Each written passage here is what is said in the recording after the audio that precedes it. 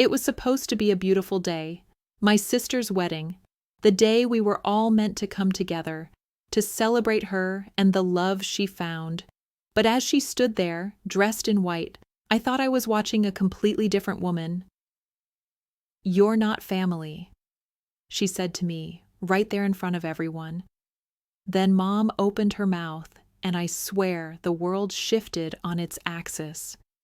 Before we continue, let me know in the comments where you're watching from. I honestly love reading each one. And don't forget to like and subscribe. Now, enjoy the story. I wasn't always the person I am now. In fact, I don't think anyone who knew me back then would have guessed I'd end up like this. I was never the rebel or the troublemaker, never the one who ruffled feathers. I liked to stay in the background, blend in, and live a quiet life. But that was before everything changed. My name is Isabel. I'm 53 years old, and I live in a small, modest house in Oak Ridge, a town that's not exactly buzzing with excitement, but it's home. I work as a librarian at the local library, a job I've had for the past 20 years. It's a simple life, and I'm content. Well, I was content until this moment, until my sister's wedding. The day of the wedding arrived. I put on my best smile, the one I always wear when I need to pretend everything's fine. I was trying to hide the mix of nerves and sadness churning inside me.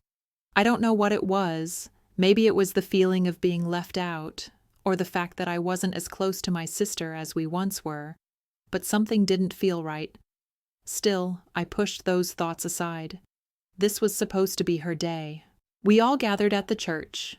The air was thick with perfume and excitement. I could feel my heartbeat picking up as I took my seat in the pew, watching my sister, Emily, get ready to walk down the aisle. Her dress shimmered in the light, and for a moment I almost forgot the tension between us. Almost. And then she said it. "You're not family." My breath caught. The words hung in the air like poison. Everyone turned to look at me, their eyes filled with confusion and disbelief. My heart sank. But before I could even process what had happened, Mom stood up. "Enough," Mom said, her voice firm. It wasn't loud, but it carried in the silence that followed Emily's words. I had no idea what was about to happen. The tension in the room was thick enough to cut with a knife. Everyone was still staring at me, waiting for my reaction. I could feel the heat of their gaze like it was searing my skin. I wanted to shrink, to disappear into the floor and escape this moment. But Mom's voice cut through the haze of confusion. "Sit down, Emily," she said, calm but with an undeniable edge. "This wedding is not about you humiliating your sister. It's about love and family." Emily blinked, her face a mask of shock. I could see the anger bubbling beneath her surface, but there was something else, too. Fear. I hadn't seen her like that in years, not since we were kids. It took me a moment to realize that she wasn't as confident as she liked to appear. And yet, she didn't back down. "I don't need her here, Mom." Emily's voice trembled, but her words still carried weight. "She's not part of this family anymore." I wanted to say something, anything, to defend myself, but the words stuck in my throat. I glanced at my mother, whose face was like a stone mask, unreadable, and then back at Emily. Her eyes were full of accusations, but behind them I could see a flicker of doubt. She wasn't sure of herself anymore, and that somehow made me feel a little better. Mom didn't say anything immediately. She just stared at Emily, her eyes narrowing, calculating. The silence stretched out, making it feel like an eternity.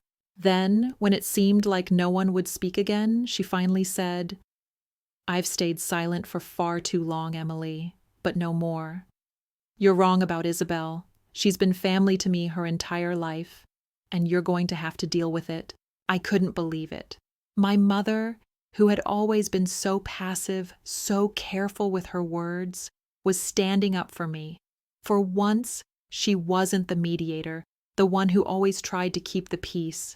No, this time she was drawing a line in the sand, and I couldn't help but feel a surge of gratitude mixed with a strange kind of hope. But Emily wasn't backing down. Her face twisted in fury, and she opened her mouth to retaliate.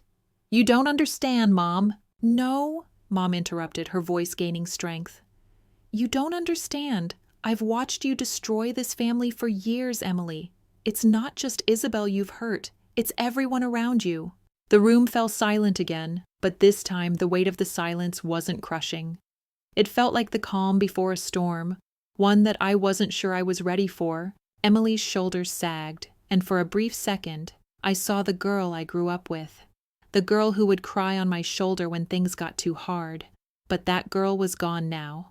The woman standing in front of me was a stranger, bitter, angry, and determined to keep pushing me out of the family.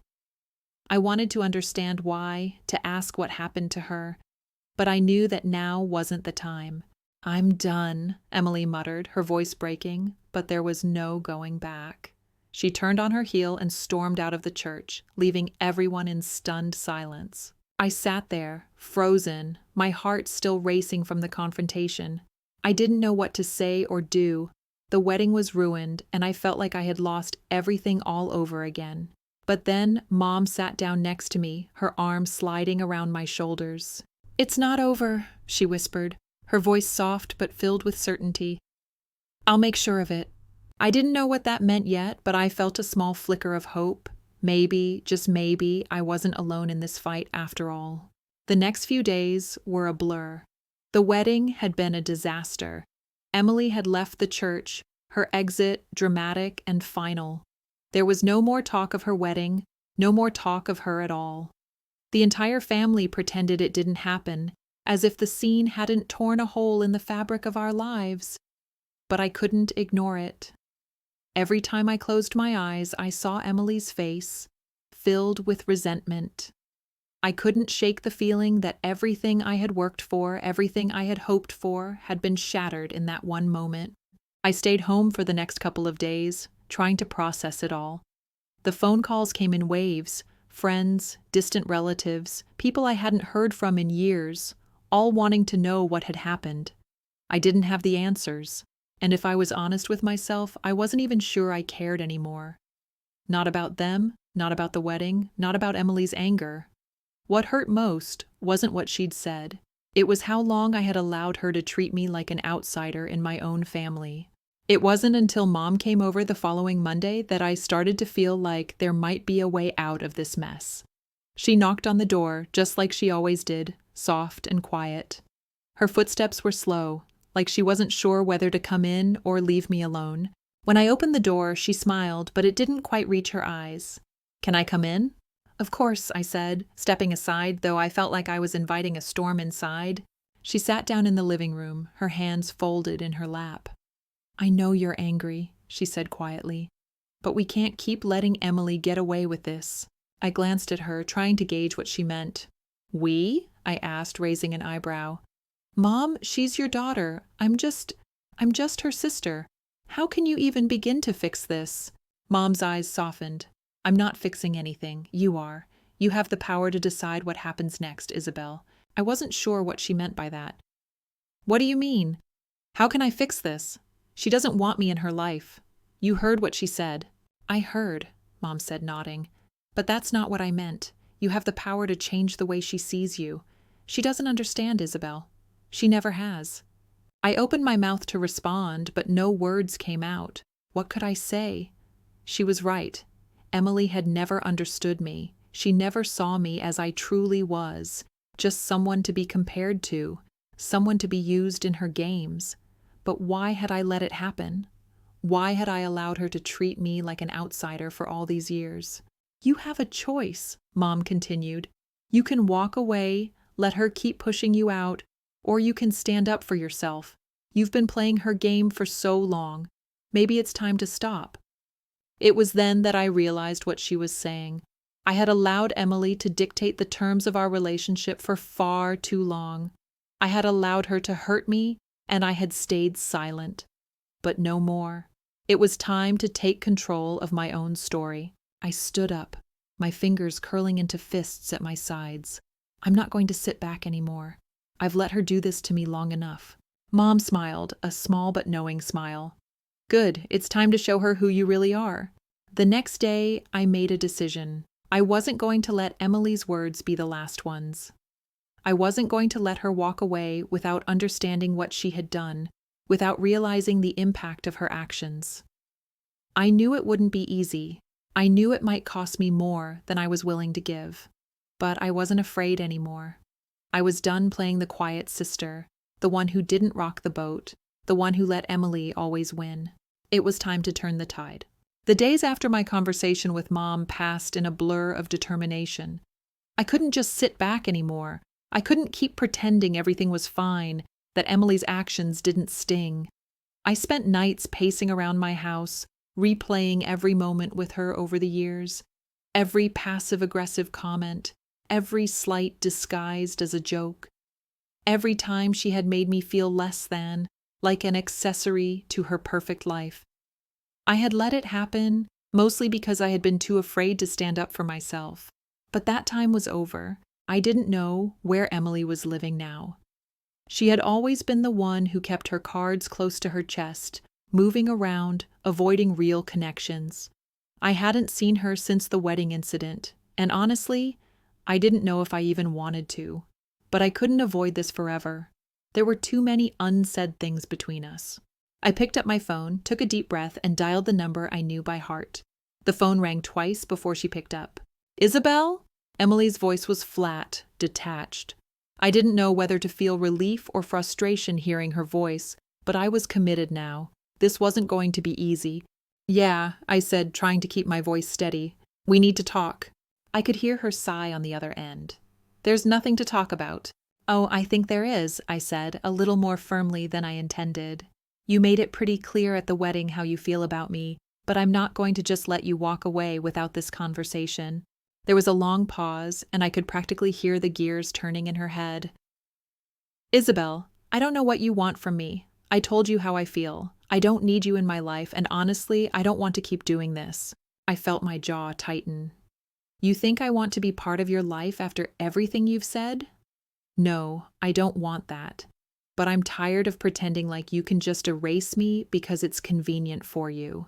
Emily's voice grew sharper, more defensive. "I didn't erase you. You've made yourself distant. You've never been there for me the way you should have been. You think I'm the one who's hurt you? You've always been the one to pull away."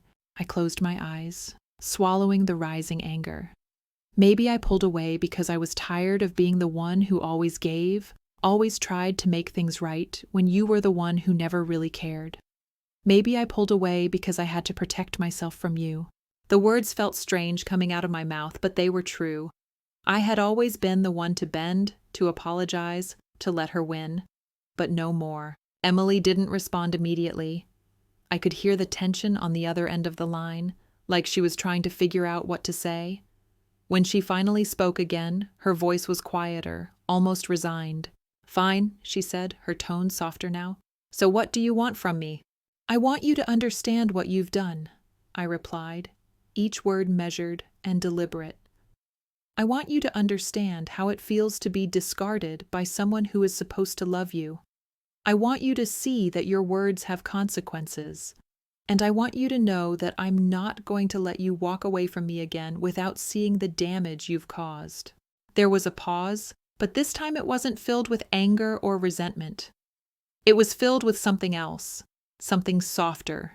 Regret, maybe? Or maybe just the weight of what had been said? "Isabel, I didn't mean—" "No," I cut her off. "You don't get to say that now. You said what you said. Now it's time to own it." Another long silence stretched between us. I could feel the distance between us, like an invisible wall. But at least now I knew we were both facing it. Finally, Emily spoke again, her voice barely above a whisper. "I'm sorry." The words were like a weight lifting off my chest. I didn't know if it was too little too late, but I knew one thing for sure. I wasn't waiting for her to fix this anymore. I wasn't going to let her dictate the terms of our relationship. If we were going to move forward, it had to be on equal ground. "Thank you," I said, my voice surprisingly calm. "But sorry's not enough. It's a start, but it's just a start." Emily didn't say anything after that. I didn't expect her to. What was there to say? But that was the beginning of the conversation we should have had years ago, the conversation that finally brought some clarity to everything I had been holding on to. I didn't expect everything to be fixed overnight, but at least now we were talking, and that was more than I had ever hoped for. After that phone call, things weren't immediately better. In fact, they weren't even good. But there was a shift. I could feel it in the way I looked at the world now, the way I looked at Emily, and the way I began to look at myself. The shame that had been lingering in the corners of my mind for so many years, shame over not being enough, shame over letting Emily push me around, started to fade. Not because she had apologized, but because I had finally stopped accepting less than what I deserved. I didn't wait for her to reach out. I wasn't going to put my life on hold any longer, waiting for a perfect reconciliation. I couldn't change Emily, but I could change how I responded to her. I could decide how I was going to show up in my own life. 2 weeks passed, and I threw myself into work. The library was a constant, a place I could lose myself in, sorting books, helping children find their next favorite story, giving tours to newcomers. But one thing about the routine I couldn't shake was the nagging thought of what to do next. Should I call her again? Was it time to really talk? Was I ready for that? And then it happened. One evening, as I was closing up the library, I found a note slipped under the door. It was from Emily. I unfolded it, heart beating a little faster. Isabel, I don't expect things to be fixed, but I'm willing to try. Can we meet? I'm sorry, and I know I've hurt you. I want to be a better sister. I stared at the note, holding it in my hands as if it might disappear if I let go. It wasn't a grand gesture, not an apology in front of a crowd. It was simple, and it was honest. That honesty was what got to me the most. I had waited so long for Emily to admit her mistakes, but now I realized it wasn't about waiting. It was about seeing her for who she was and accepting that, no matter how much I had been hurt, I still wanted to try to fix this. I texted her back, "Let's meet, tomorrow, noon." The next day, we met at a small cafe in town, the one we used to go to after school when we were younger. The familiar smell of coffee and pastries filled the air, but it didn't bring back the comfort it once had. We were different now. The silence between us was heavy when I sat down at the table, but Emily spoke first. "I don't know where to start," she said, her eyes avoiding mine, focusing on the cup in front of her. "I've been thinking about everything, about how I've treated you, and I can't believe it took me this long to realize that I was wrong." I wanted to say something, to tell her that it wasn't just her that had hurt me, that I had hurt myself by letting things go on the way they had. But the words wouldn't come. I could only sit there and listen, letting her speak her truth. "I don't know why I pushed you away," Emily continued. "Maybe I thought if I kept you at arm's length, it would make things easier. But I've realized now that I've just been making it worse. I've been making us worse." I nodded, feeling a lump form in my throat. This was the apology I had waited for, but it was also something more, something I had never expected: vulnerability. "I'm sorry, Isabel," she whispered. "I know I can't take back what I said at the wedding, but I want to make things right, however long it takes." I sat back in my chair, trying to absorb her words, trying to decide if I could let go of the past and allow her to be the sister I always wanted. Could I trust her again? Could I forgive her? Or would I always carry that weight with me? "Thank you for saying that," I said after a long pause. "I can't promise that things will go back to the way they were, Emily, but I'm willing to try." It wasn't a grand moment of forgiveness, it wasn't a complete healing, but it was a start. We talked for hours, really talked, about the things we'd kept buried for years. I told her about the hurt I had felt, about how much I had longed for her to see me, to recognize me as someone who wasn't just an extension of her life. I told her how her words had shaken me, how I had spent so much time thinking it was my fault. She listened, really listened. For the first time in years, she was there with me, not trying to defend herself, not trying to explain away the pain she had caused. She just listened. At the end of that conversation, we made no promises, but we did agree on one thing: we wouldn't let it go again. We wouldn't fall back into the patterns that had pushed us apart for so long. For the first time, I truly felt that we could rebuild what had been broken. When I left the cafe that day, I didn't feel like the same person I had been when I walked in. I wasn't sure how things would go from here, but for the first time in years, I felt a glimmer of hope. Emily and I might never be as close as we once were, but I knew now that we were both willing to try, and that in itself was worth something. A few weeks had passed since that meeting with Emily, and I'd been surprised by the way things had unfolded. Nothing monumental had happened, nothing that would make for a dramatic TV moment, but small changes were starting to show.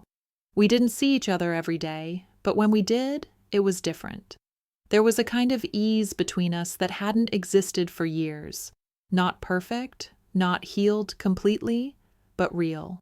And that felt like enough. Still, there were moments, like when I was folding laundry late one night, when doubts crept in. Was it enough? Was this enough to move forward? I wasn't sure, but I wasn't ready to go back either. For once, I felt like I had control of my life, of my choices. I wasn't going to let Emily's presence or absence define me anymore. That afternoon, I sat at my desk at the library, sorting through the endless stream of paperwork. My thoughts were half on the work and half on the lingering questions about my relationship with Emily. Could it be real? Could we ever really go back to what we had before, or was this just a temporary fix? Then the phone rang, breaking through my thoughts. I glanced at the screen. It was Emily.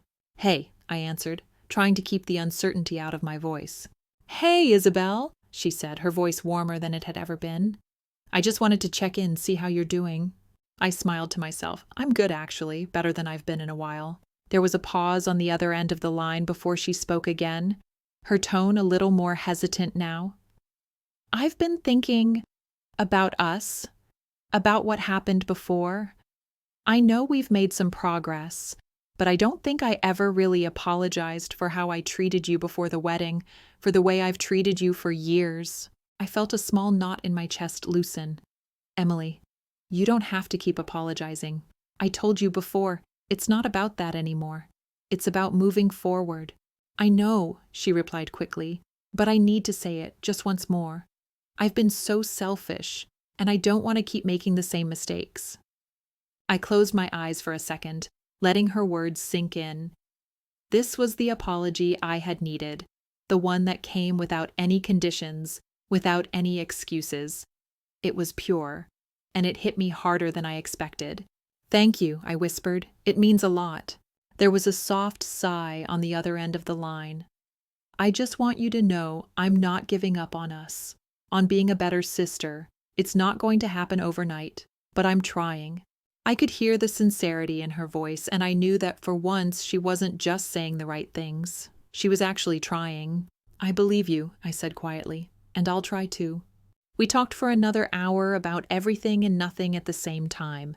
We talked about the wedding, about how everything had spiraled out of control so quickly, but how we were both starting to understand why things had gone the way they did. We talked about the future, about what it could look like if we didn't keep repeating the same old patterns. When the conversation finally ended, I felt a sense of peace settle over me, a peace that I hadn't realized I had been missing for years. Emily and I weren't perfect, but we were trying. And sometimes that's all it takes to build something real. A few days later, we met up again, this time at a little park near my house. Emily brought her dog, and we sat on the grass, just talking like we hadn't done in so long. There were no grand gestures, no dramatic apologies, just two sisters trying to make things work. But there was something in the air that felt different this time, a quiet understanding that we could be more than just blood. We could be a family again, in our own way. I looked at her, watching her laugh as her dog chased a ball, and something inside me clicked. She was still Emily, my younger sister with all her flaws, all her quirks. But she was also someone who, for the first time in a long while, was choosing me, choosing us. And I realized that I could choose her too. We were rebuilding piece by piece, not perfectly, not without scars, but in a way that felt real, and that was enough. Maybe, just maybe, this time we'd get it right. As the sun began to set, casting a warm glow over the park, Emily turned to me, her smile softer than I had ever seen it. "Thanks for giving me a chance," she said, her voice low but sincere. I smiled back, my heart full of things I didn't need to say, because in that moment I knew this was the start of something new, a new chapter for both of us, one that wasn't defined by the past but by the choices we were making today. And for the first time in years, I felt like I was truly, finally home. Let me know in the comments what you thought of this story. I'd love to hear your thoughts. Don't forget to like and subscribe for more stories like this one.